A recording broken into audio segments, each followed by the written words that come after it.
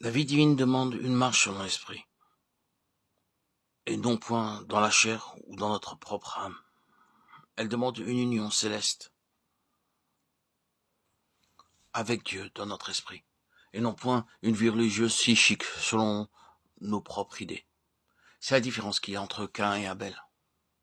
Oui, Caïn était un homme religieux, Caïn était un homme qui adorait, Caïn avait apporté ce qui, dans son domaine, était bon, précieux, ce qui lui coûtait beaucoup.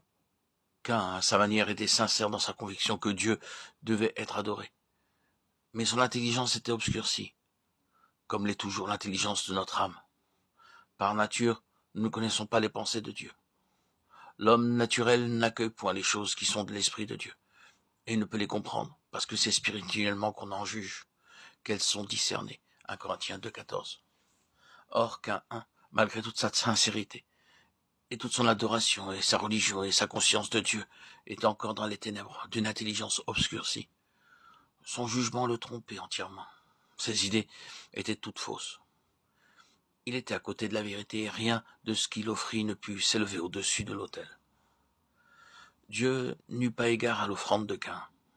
Les Juifs étaient dans la même position et, pour le prouver, les Juifs tuèrent comme Caïn avait tué. Pour le prouver, mettons en question le culte de ceux qui adorent dans leur âme des gens religieux qui ne sont pas spirituels. Et nous rencontrerons aussitôt de la colère. Ils ne pourront supporter la pensée d'être confrontés, interrogés ou touchés. Quand à un vrai adorateur, quand à celui qui adore en esprit en vérité, on pourra lui dire ou lui faire ce qu'on voudra. On ne verra jamais s'éveiller en lui un esprit de meurtre ou de quelque chose de semblable.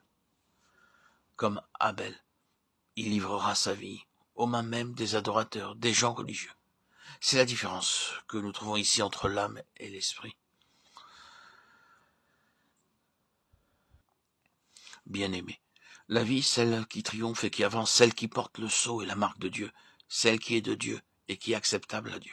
Cette vie est la vie vécue dans la ligne de l'esprit. La mort, bien qu'elle puisse avoir toutes les apparences extérieures, les formes, le culte, la conscience de Dieu, la religion, n'en est pas moins. La mort, elle ne peut triompher. Elle ne peut avancer. Oh, me direz-vous, vous parlez sûrement dans un domaine très vaste. Nous savons à qui vous pensez, aux gens simplement religieux, à ceux qui se contentent d'aller à l'église et de répéter des prières étudiées. Mais non. L'on peut certainement faire une application de ces pensées à cela, mais ce n'est pas à eux que je pense. Nous ne divisons pas les choses si absolument et si entièrement pour les mettre dans les compartiments étanches. Je dis que ces choses peuvent se cacher dans la plupart des croyants, et que cela signifiera pour eux l'imitation de vie. Pourquoi certains missionnaires peuvent-ils rentrer de leur champ de travail après un service de 25 ou 30 ans, en disant « tout s'est effondré ». Les promesses de Dieu ont été, en ce qui me concerne, réduites en cendres et en poussière. Soyons tout à fait francs, il y en a. Nous en connaissons peut-être. Chacun d'entre nous avons pu côtoyer un de ces missionnaires, de ces évangélistes. Et pourquoi cela ? Il peut arriver un moment où, à cause de l'irréalité des choses ou du manque de succès, parce qu'ils ne sont pas arrivés à la victoire et n'ont pas atteint le but de Dieu, beaucoup de ces enfants se trouvent à une impasse et se posent des questions, et des questions justifiables au sujet de la réalité des choses.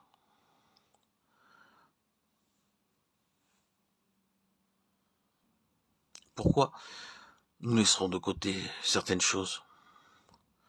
Nous connaissons la mélancolie, toutes ces choses qui peuvent venir jeter une ombre. Ce n'est pas de cela que nous parlons.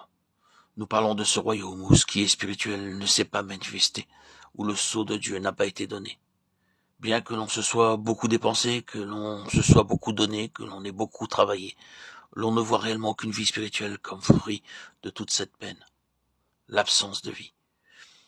Il est possible, bien aimé, que nous soyons sous la main de Dieu, qui nous châtie, nous discipline, que nous ne voyons aucun fruit à nos labeurs, aucun résultat à notre travail, et que, en ce qui concerne nos sens, notre âme, tout soit caché, voilé, obscurci, alors que cependant la vie agit en puissance de résurrection, en nous, en même temps qu'à travers nous, et que les autres en reçoivent le bienfait sans que nous le voyions ou le sentions. Cela, c'est une chose. Mais ce n'est pas de cela que nous parlons. Nous parlons de l'absence de vie, là où les choses sont mortes spirituellement. Quelle en est la raison? La réponse, nous la trouvons en Caïn et Abel. L'explication est ici dans la différence qui existe entre l'âme et l'esprit. L'âme n'est pas une chose mauvaise, mais ce n'est pas l'âme qui doit gouverner. Lorsque ce qui est de l'âme prend le dessus, c'est le moi qui prend le dessus. Et les œuvres viennent de nous-mêmes, des énergies, des activités de notre propre âme. Et ce ne sont plus les énergies de Dieu qui agissent par notre esprit.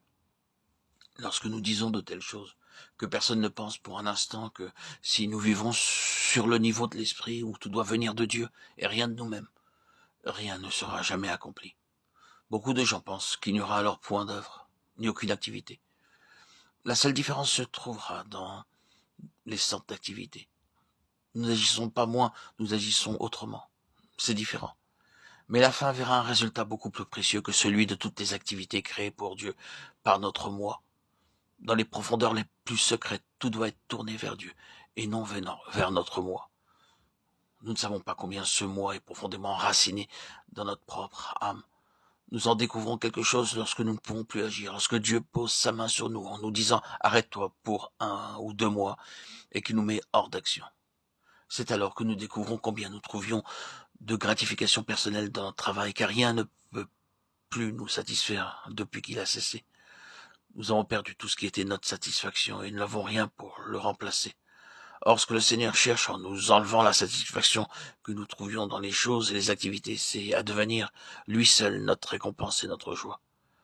C'est que dans l'activité ou hors de l'activité, alors même que nous ne pourrions plus agir du tout, nous soyons tout simplement satisfaits de le posséder, lui, le Seigneur.